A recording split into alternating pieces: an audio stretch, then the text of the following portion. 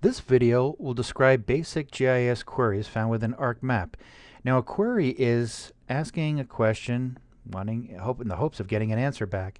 And you're going to see that there are a variety of ways of getting answers using ArcMap, and some of them are very, very straightforward, others quite complex. The ones that are going to be shared in this video, although they are rather simple in nature, they are quite useful. So for starters, I'm going to pull the Tools toolbar down. The reason being is we're going to be using quite a few operations, quite a few tools here. And looking at this map, let's just say there's a city that, as you look at it, you say, I really would like to know, what is that city?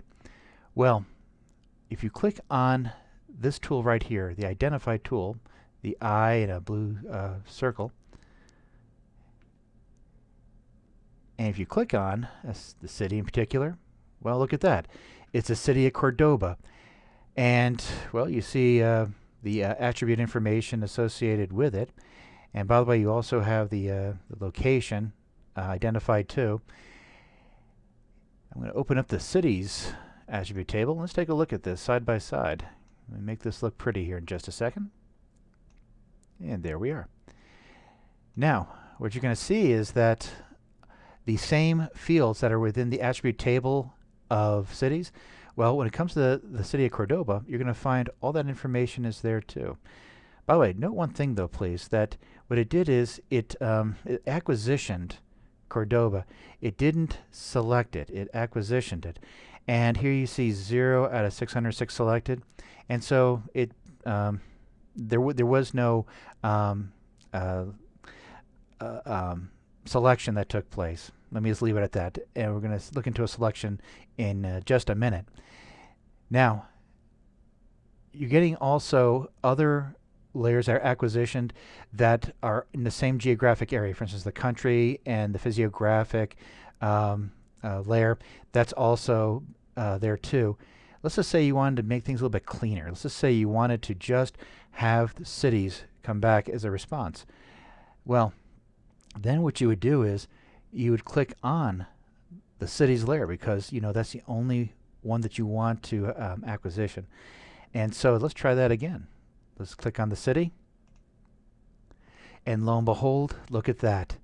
It's been selected, and none of the other layers are selected too. So life is good. Now, let's just say though that you don't know where a place is, but you really would like to know it because you say you just have the name of the place, and so you need to find it. So the next thing you would do is this. Another tool here is the Find tool, identified by binoculars. And the place in question, let's just try to find Alice Springs. Okay, why? Because I heard that the best people in the world are in Alice Springs. And just like with the graphical query using the Identify tool, maybe we want to be a bit more specific and say, hey, by the way, now only in the cities, okay? Just look in cities. So Alice Springs, and it's going to look in the cities layer.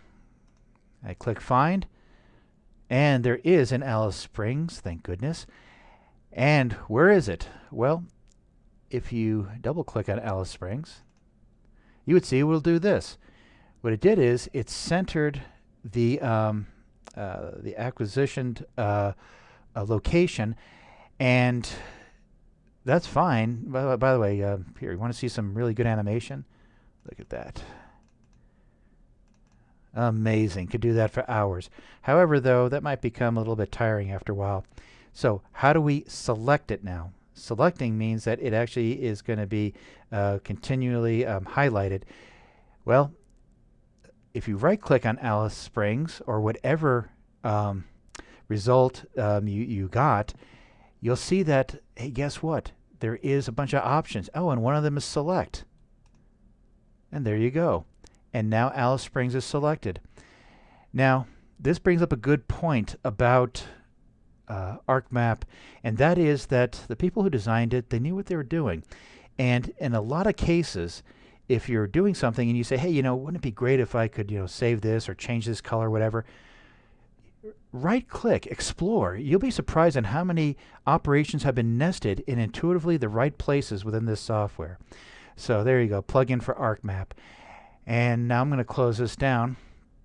And so was there a better way maybe of finding Alice Springs? Well, here's a really straightforward way of doing it. And that is, if we right-click on cities, and there is an option called Label Features. And I select it. Oh, look at that. And I'm going to use my zoom in tool, and I'm going to zoom in on the fine country of Australia. And there you see Alice Springs. So that was probably one of the simplest ways also. Is a very simple way would have been to simply have labeled. Now, one thing about labeling, though, we're going to get into this in other videos. It just so happens that the names of the cities was the one that was sort of prompted to come up as a label. It could have been any other field, and that's just something that, again, that will be we'll talk about that a little bit later on. But I'm going to right-click on cities, and I'm going to uncheck Label Features to kind of remove the clutter. Now, by the way, I'm zoomed in here on Australia. What if I wanted to get back to the previous view? Well, there's a couple of tools here in the tools toolbar. Go back to previous extent. Okay, let's do that. You know, something that really isn't going to make us totally happy. Well, there's another one here too, and that is full extent. And by the way, you have fixed zoom in and fixed zoom out. There's a variety of ways that you can navigate around. And of course, there is the famous pan tool. Everybody knows about the pan tool. All right. Now, when it comes to finding answers, also going into the attribute table itself and exploring can also bear some fruit. Now, I'm going to right-click on country, and I'm going to go into the attribute table. And let's just say that I was interested in looking at some statistics dealing with the square kilometer totals of countries, and looking at some statistics. And by the way, this could be anything. It could be total amount of revenue of a nation or things like that. But there's some easy ways to gather information. Now, by the way, when it comes to, say, for instance, country names, again, famous advice I'm giving you of right-clicking. It seems like it has a lot of benefits. Well, let's right-click on this field called country name. And you're going to see that you have sort ascending and sort descending. So if you wanted to make things alphabetical, that's a great way to do that. Or if you wanted to, say for instance right now we're starting off with Afghanistan, of course being alphabetical. Let's see if we flip things around, sort descending. And now we've got the Z's at the beginning of the table here.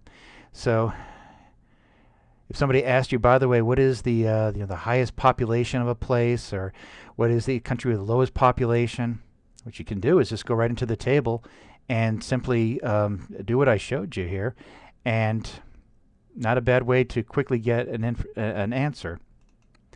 However, though, back to the population of a country versus, well, let's just say, we were doing a study where we were looking at the population of, say, certain countries versus the average size of countries on the planet.